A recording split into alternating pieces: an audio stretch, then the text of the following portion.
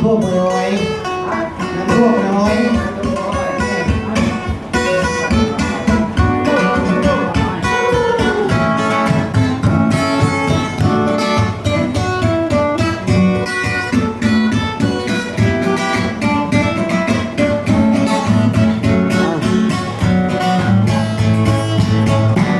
นี่เป็นFCเด้อนั่งพังอยู่นี่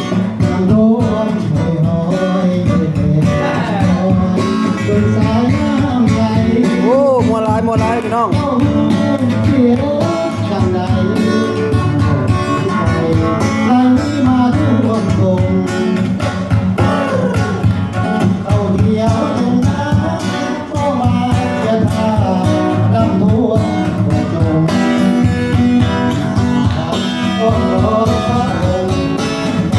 ขอทักทายสบายดีเด้อพี่น้องสุขุสุคนเนาะ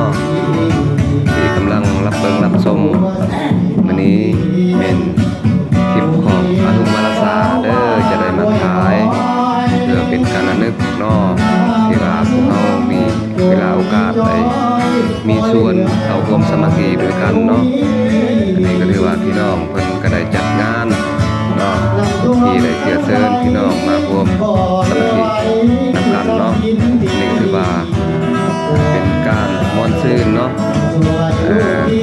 ห้องเพลงม่วนซื่นด้วยกันเนาะพี่น้องเนาะนี่ก็ถือว่าเป็นคลิปที่ว่าคลิปหนึงเป็นให้เฮานั้นได้ระลึกเนาะถือว่าพวกเรามีความสามัคคีร่วมกันเนาะพี่น้องเนาะมื้อนี้ก็เป็นคลิปภาพให้พี่น้องทุกคนได้ติดตามรับชมรับเบิ่งเด้อพี่น้องเด้อเชิญพี่น้องติดตามรับเบิ่งคลิปต่อไปเด้อพี่น้องเด้อ สิ่งที่บ่ลืมที่สุดก็ขอขอบคุณกับพี่น้องสุขุสุคนเด้อที่ได้ให้กำลังใจกดไลค์กดแชร์กดติดตาม2อารุณวารสารนี้ฉะนั้นก็ขออวยสายให้พรบรรดาพี่น้องสุขุสุคนที่ได้รับเบิ่งรับชมเนาะเพิ่นว่าขอให้ได้แว่นใส่ก้อยขอให้ได้สร้อยใส่คอเงินบาทขอให้ได้เต็มกระตาเงินดอลลาร์ขอให้เต็มธนาคารเพิ่นว่าเนาะความเจ็บอย่าได้ความขายอย่ามีขอให้พี่น้องสุขดีตลอดปีตลอดไปก็แล้วกันเนาะพี่น้องเนาะ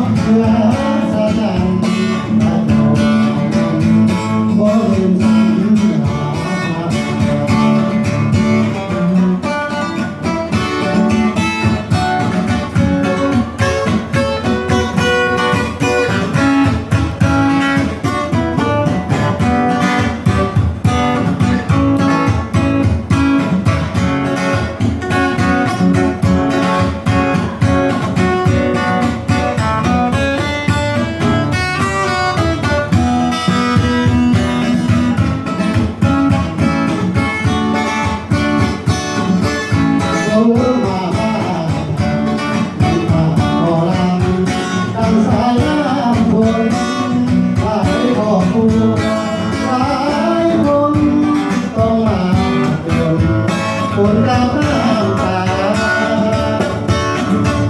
อธิษฐานเพื่อด้วยพระเจ้าคงสวยก็เอ็นกันมาแต่ใครส่งมาเกิดมาวังนา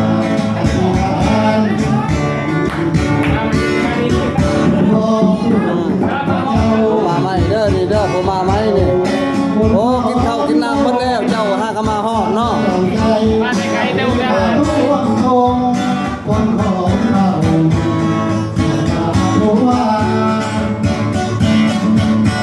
รักของเจ้าเองต้องมาเอาเองช่วยเองขอเดียวสักขอดื่มหมดหลายพี่น้องเอ้ยบ่ธรรมดาเนาะเสียงเพิ่นนี่ดีพี่น้องชัดเจนพระเจ้าเนาะ